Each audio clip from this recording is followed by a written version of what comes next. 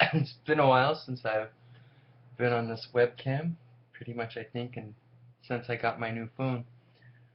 But it's kind of in the mood to review the Rocky movies now after watching Creed because I enjoyed it so much. So obviously I'm going to start with Rocky.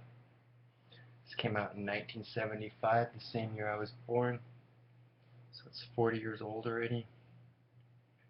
And I thought this one was really, really good. Like, it was a good story, and I thought it was more realistic than all the following sequels. And, it starts off, he's just kind of some nobody in Philadelphia, not doing too well. He basically smokes and drinks and down on his luck and doesn't have much going for him. Start showing the beginning like in some real low class place, having a pretty rough fight with another guy that's pretty much a nobody. Kinda gets all angry at the end and beats the guy down, but basically he's just like almost like a guy that's just so down on his luck that he doesn't try at anything anymore. He went for boxing once, and I guess he had a good he was a southpaw and he had a pretty good left, but he wasn't really going anywhere with it. So he's kind of just like a heavy for the loan sharks to collect money.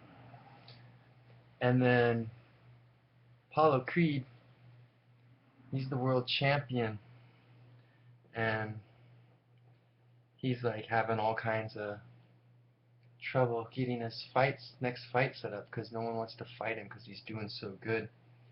And like he's on TV while Rocky's in the bar, and someone says a little something about how he's no good or something, and he's like, hey, he's the world champion, he's the best in the world. And you can kind of see he sees this as someone that's accomplished something, someone that's done something. And so there's like a respect right at the beginning. But anyway, since Apollo Creed can't get anybody to fight him, he decides to pick some random person. It'll be like the great opportunity. It's like he's really good at marketing, at reading people, and they end up making a good thing of one of Philly's own. And he picks Sylvester Stallone or Rocky because of his name, the Italian Stallion. He loves that. He thinks it sounds cool. That's the only reason he picks him. So anyway, he's the world champion. He's really, really good. He's so good the other number one contender, top contenders don't want to go against him. So he kind of starts focusing all on business, kind of resting on his laurels, not really taking it serious because this is some nobody and he's world class. And Rocky sees this as an opportunity to prove himself, to do something he's never done before, to make a name for himself, to have a chance to be somebody. And he trains really, really hard. And one of the criticisms of the Rocky franchise is that it started the training montages where people unrealistically train for like 3 or 4 months and are suddenly really good. But he was a boxer. He wasn't a world-class boxer. He was nowhere close. But he had been boxing for a long time, so he did have a foundation to build on.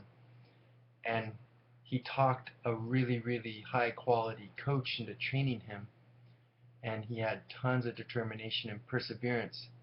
And some of the non-conventional things he did, like when his brother-in-law Polly was losing his temper when they're in the meat cooler and starts hitting the big old cattle carcasses, and he looks at that, a light bulb went off on his head, and when he started hitting on those, it gave him some wicked, wicked body shots for when he was going to box the champ later. He trained on those a lot and really hard. So I don't think that that part was as unrealistic as a lot of people think. It's not like he was some nobody on the couch that got up and trained for 3 months and then went and fought a world champion. He was an actual boxer who'd been boxing for years. He wasn't world class. He had a lot of improving to do, but he had a foundation, and then he went to a really, really good, knowledgeable, wise trainer who trained him really, really good, and he was super focused and determined and on it for 3 months, while the champ was slacking off because he didn't think this was going to be a real fight.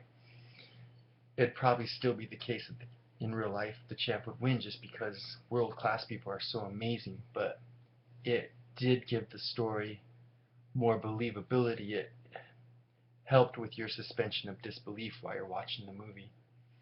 And like the night before the fight or something, he comes to the conclusion that Apollo Creed's way out of his league. There's no way he can win. So his thing is, if he can be there at the end when that bell rings at the 15th round, it will prove he's not just some other nobody. So that's like his goal, is to be still standing at the end of the fight. And then they have their really cool fight, and it's really cool, and it's a really cool, inspirational movie. So yeah, Rocky was really good. Obviously, there was a lot of story behind it too. It just wasn't a fight. Like Adrian being the shy little lady working in the pet shop, and him warming her over, and her kind of having an overbearing, kind of abusive older brother that she lived with, and just like how cold and depressing Philly could be, and how tough life was, and what it's like to be like the bottom of the economic food chain and all that. There was a lot in this movie. It was a really good movie. It wasn't just boxing, but yeah, I definitely would say Rocky was head and shoulders above all the sequels. The only sequel that I really liked that was anywhere close to it would be Rocky Balboa, the sixth one, but I thought that was really, really unrealistic. I liked the way they went about it, but I thought it was really unrealistic. But this new Creed movie was really, really good too. So anyway, that's my review on Rocky.